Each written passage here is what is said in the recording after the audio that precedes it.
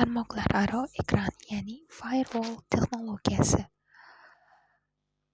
Bugun zamonaviy raqamli dunyoning ko'zga ko'rinmas qo'riqchisi tarmoqlararo ekran, ya'ni firewall texnologiyasi haqida so'zlashamiz.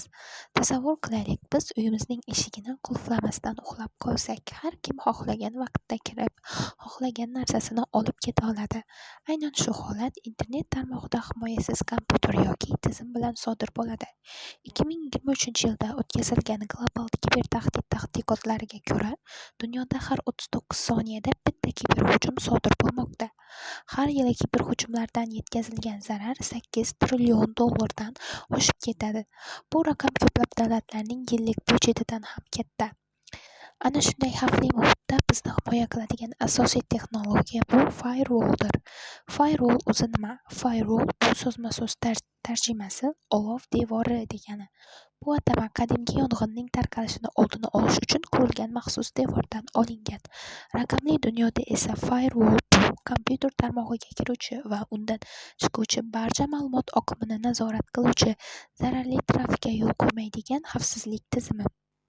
Oddiy qilib aytganda, firewall bizning raqamli hayotimizning pasport nazorati hisoblanadi. Har bir ma'lumot paketi bu nazoratdan o'tadi, tekshiriladi va faqat ruxsat berilganlari ichkariga kiritiladi.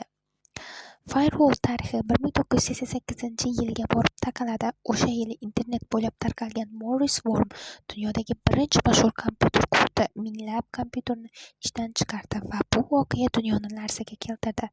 Aynan shu hodisa firewallni rivojlantirishga turtki bo'ldi. Firewall ishlashni pochta xizmati bilan solishtirsak bo'ladi.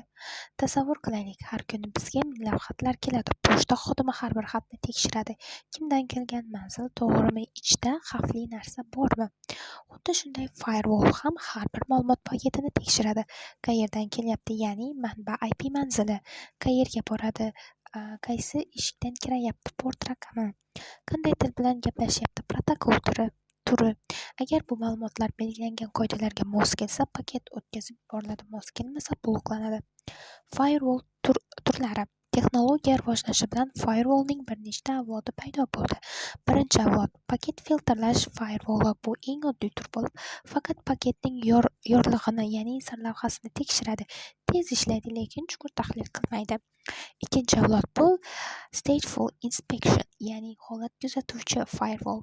Bu tizim faqat alohida paketni emas, balki butun ulanish jarayonini kuzatadi. Xuddi detektiv kabi, faqat bitta iz emas, butun voqealar zanjirini tahlil qiladi. Uchinchi avlod proxy firewall. Bu tizim foydalanuvchi va server o'rtasida vositachi bo'lib turadi. To'rtinchi va eng zamonaviy avlod Next Generation Firewall, qisqacha NGFW. Bu tizim hamma narsani birlashtiradi.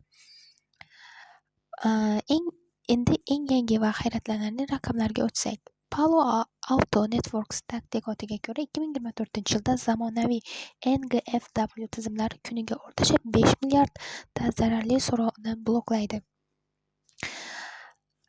Biz yashayotgan axborot asrida ma'lumot eng qimmatli boylik. U qulflanadi, mashina signalizatsiyasi bilan himoyalanadi, bank seyfida saqlanadi. Xuddi shunday raqamli ma'lumotlarimiz ham firewall orqali himoya qilinishi shart.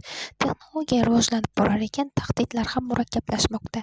Lekin zamonaviy firewall texnologiyalari bu tahdidlarga munosib javob berish uchun doimo yangilanib, takomillashib bormoqda.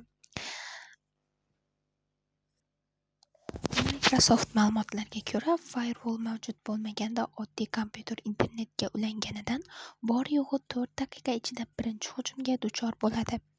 Bugungi zamonaviy AI-based firewall tizimlari noma'lum tahdidlarni 95% aniqlik bilan oldindan bashorat qila oladi.